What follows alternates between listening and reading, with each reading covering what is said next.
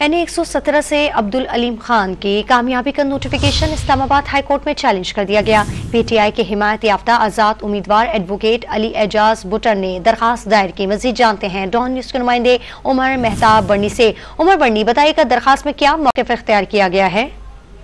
जी देखिए, इस्तेहकाम पाकिस्तान पार्टी के अब्दुल अलीम खान की NA 117 को कामयाबी का नोटिफिकेशन हाई कोर्ट में चैलेंज कर दिया गया है। तहरीक-ए-इंसाफ के हिमायत याफ्ता आजाद उम्मीदवार एडवोकेट अली एजाज बुटर ने इस्लामाबाद हाई कोर्ट से रुजू किया है।